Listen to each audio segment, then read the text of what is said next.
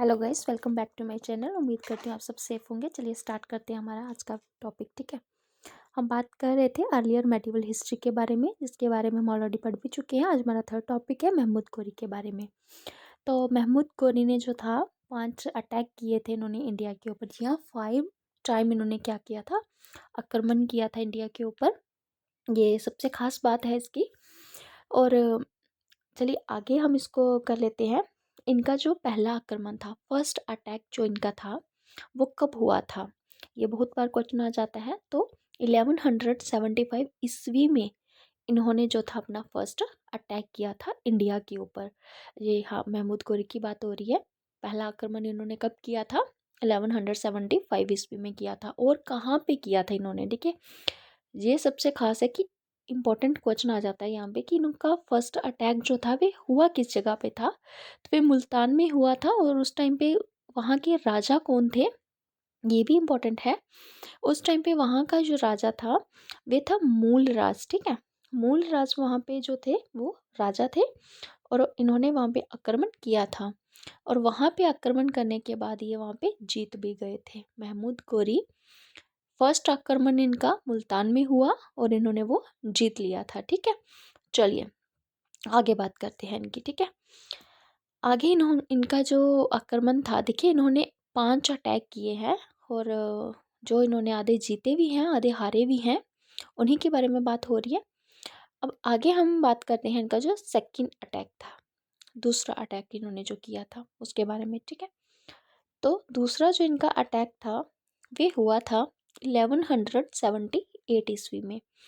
और वो अटैक इन्होंने कहाँ पे किया था? माउंट आबू पे किया था। जी हाँ, 1178 ईस्वी में इन्होंने अटैक किया था माउंट आबू पे। और वहाँ पे जो उस टाइम पे जो राजा थे वे कौन थे, ये इम्पोर्टेंट चीज़ है जो मैं आपको यहाँ पे बता रही हूँ। भीमदेव जो थे वो वहाँ पे राजा थे। और इन्होंने जो था वहाँ पे आक्रमण किया था। और इस अटैक की सबसे खास बात ये थी कि वहाँ पे ये हार गए थे। जी हाँ, इनको वहाँ पे हार का सामना करना पड़ा था। उसके बाद इन्होंने 1191 ईस्वी में फिर से एक आक्रमण किया इंडिया के ऊपर। और उस वो वाला जो इनका आक्रमण था, वो जो युद्ध इनका हुआ था, उसको किस नाम से जाना जाता है, ये इंपॉर्टेंट क्वेश्चन है यहाँ पे। उसको जाना जाता है बैटल ऑफ टैरेन के नाम से।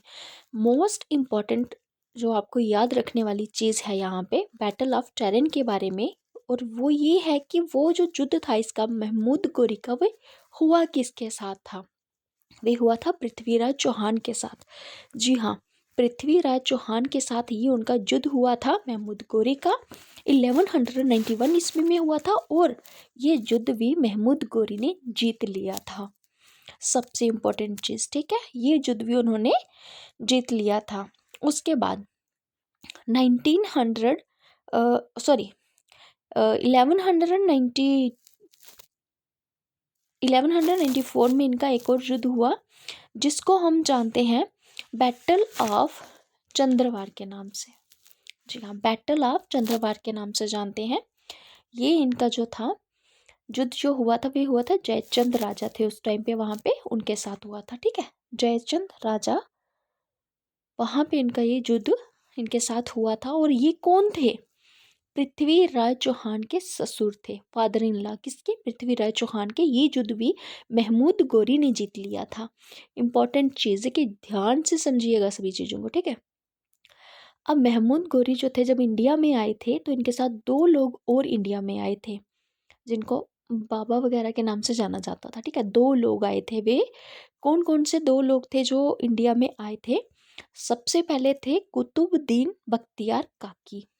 कुतुबुद्दीन बख्तियार काकी, एक तो ये आए थे, किसके साथ? महमूद गोरी के साथ आए थे। और दूसरे नंबर पे जो थे वो भारत आए थे शेख मुमदीन चिश्ती।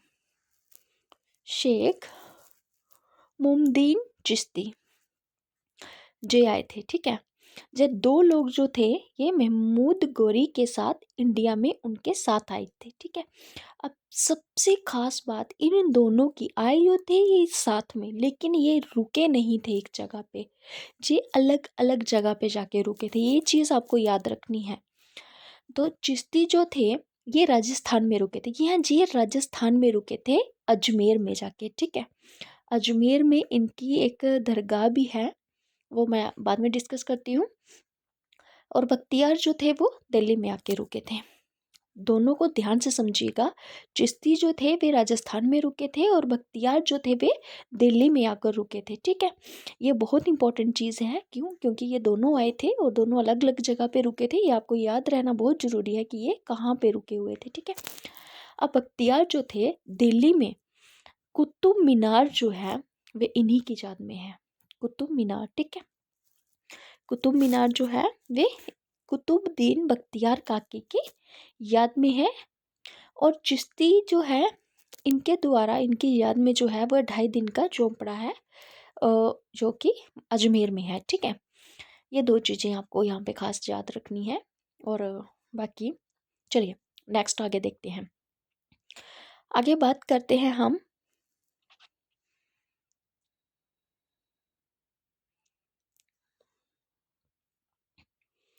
महमूद गोरी के बारे में। देखिए महमूद गोरी जो था ना, इसने कुछ स्लेब्स रखे थे अपने पास। स्लेब्स क्या होते हैं? गुलाम, जिनको ये गुलाम बना के रखता था अपने पास, ठीक है। तो गुलाम इनको जब भी ये कहीं जाता था, वहाँ से जो लोगों को लेके आता था तो उनको ये गुलाम बना के रखता था। जैसे ऐबाक ऐबाक जो था, कुतुबुद्दीन ऐबाक जो था, वो इसका पहला गुलाम था। आपको ये बात याद रखनी है, कुतुबुद्दीन ऐबाक जो था वे इसका पहला गुलाम था। और ये जो अजमेर में 2.5 दिन का झोपड़ा और दिल्ली में कुतुब मीनार का जो निर्माण किया गया है, ये इसी के द्वारा किया गया है, समझिए इस बात को। और इसी ने दिल्ली सल्तनत की शुरुआत की थी। कुतुबुद्दीन ऐबक से ही दिल्ली सल्तनत की जो है वे शुरुआत हुई है। दिल्ली सल्तनत की स्थापना अगर हम बोलें, जिसको स्लेव डायनेस्टी के नाम से भी जाना जाता है, तो वे किसके द्वारा शुरू की गई? कुतुबुद्दीन ऐबक के द्वारा शुरू की गई, ठीक है। ये खुद भी एक स्लेव था और इसने स्लेव डायनेस्टी की ही शुरुआत की थी, जहाँ पे सिर्फ और सिर्फ लोगों को गुलाम बना के रखा जाता था, उनसे काम निकलवाया जाता था। प्रजा की कोई चिंता नहीं होती थी किसी को भी, ठीक है।